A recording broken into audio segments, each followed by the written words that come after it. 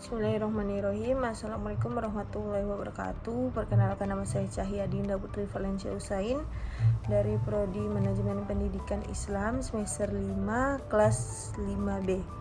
Di sini saya akan mempresentasikan hasil dari makalah saya yang berjudul Personil Administrasi Perkantoran. Kita masuk di pembahasan yang pertama, pengertian administrasi personil.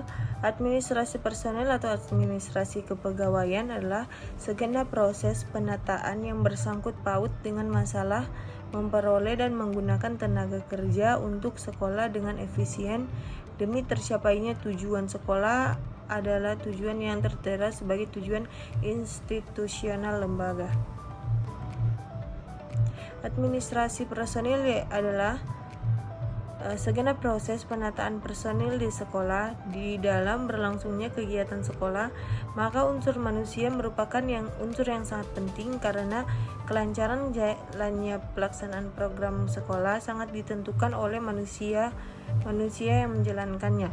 Untuk itu, kita perlu membahas lebih detail lagi mengenai personil sekolah ini karena bagaimanapun lengkap dan modelnya fasilitas sekolah, metode dan dukungan masyarakat, akan tetapi jika personil sekolahnya kurang berpartisipasi, maka akan sulitlah tercapai tujuan pembelajaran. Yang kedua, ada prinsip-prinsip administrasi personil.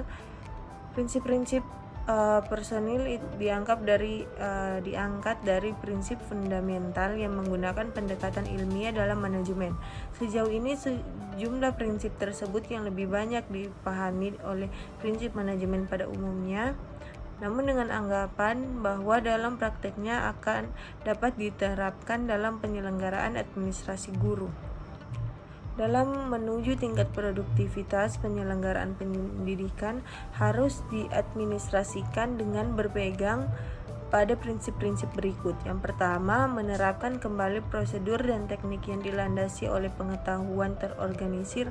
Yang kedua, mencapai keharmonisan tindakan kelompok, bukan sebaliknya. Yang ketiga, mencapai suasana kerja manusia, bukan individualisasi yang semrawut. Yang keempat, bekerja untuk memperoleh output semaksimal mungkin. Kelima, mengembangkan para pahlawan semaksimal mungkin sesuai dengan segala kemampuan yang ada pada diri dan kemakmuran persatuan mereka sendiri. Yang ketiga, ada ruang lingkup administrasi personil. Tujuan dari administrasi personil adalah menyandagunakan tenaga kerja atau kepegawaian secara efektif dan efisien untuk mencapai hasil yang maksimal disertai pemeliharaan yang sebaik-baiknya sehingga timbul rasa bahagia dan sejahtera pada mereka. Masuk ke pembahasan yang B, personil kantor. Yang pertama, ada pengertian kantor. Kantor adalah setiap tempat yang biasanya digunakan untuk melaksanakan pekerjaan tata usaha. Dalam kurung, pekerjaan kantor, pekerjaan tulis-menulis, dengan nama apapun juga terdapat tersebut mungkin diberikan. Sedangkan kepegawaian adalah hal-hal yang berhubungan dengan pengusahaan, tenaga kerja, penempatan, latihan, kenaikan pangkat, dan pengeluaran.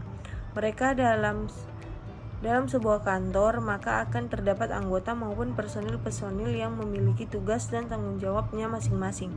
Personil kantor adalah orang-orang atau karyawan ataupun pegawai yang menjalankan serta melayani pekerjaan-pekerjaan dalam suatu organisasi atau kantor pemerintahan maupun swasta untuk mencapai suatu tujuan tertentu dengan mendapatkan imbalan jasa berupa gaji dan tunjangan.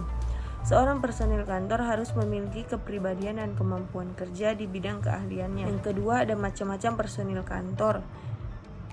Yang pertama, ada administrator, yaitu direktur perusahaan. Yang kedua, ada manajer, yaitu orang yang bertanggung jawab membuat rencana, mengatur, memimpin, dan mengendalikan pelaksanaan untuk mencapai sasaran tertentu. Yang ketiga, ada staf atau pegawai pekerja, yaitu artinya sekelompok orang yang bekerja sama untuk membantu ketua dalam mengelola sesuatu. Yang keempat, ada karyawan, yaitu orang yang bekerja pada suatu lembaga dengan mendapat gaji atau upah. Yang ketiga ada tugas dan tanggung jawab personil kantor. Dijelaskan beberapa tugas dan tanggung jawab dari setiap personil kantor berdasarkan kedudukan atau tingkatan jabatannya. Yang pertama itu ada top manager, yaitu manajer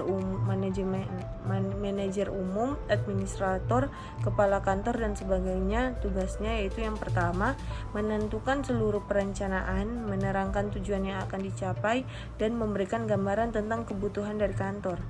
Yang kedua, menempatkan orang yang cakap dalam kedudukan tertentu dengan memberikan upah yang layak. Yang ketiga, melaksanakan pengawasan.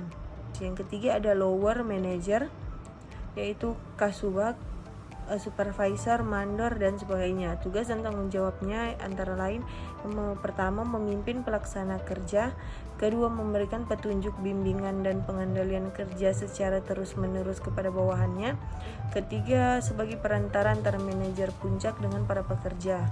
Yang keempat ada worker dalam kurung pekerja. Tugas dan tanggung jawabnya antara lain, pertama bertanggung jawab langsung terhadap hasil dan mutu pekerjaan. Yang kedua menjaga kualitas dari pokok pekerjaan yang dihasilkan. Poin yang kedua ada unsur-unsur administrasi perkantoran. Yang pertama ada unsur organisasi, yang kedua unsur manajemen, yang ketiga unsur kepegawaian, yang keempat unsur keuangan, yang kelima unsur kelengkapan, keenam unsur ketatausahaan, ketujuh unsur komunikasi, dan ke-8 hubungan masyarakat. Baiklah, itulah hasil presentasi dari saya. Kurang dan lebihnya saya mohon maaf. Wabillahi taufik wal hidayah. Wassalamualaikum warahmatullahi wabarakatuh.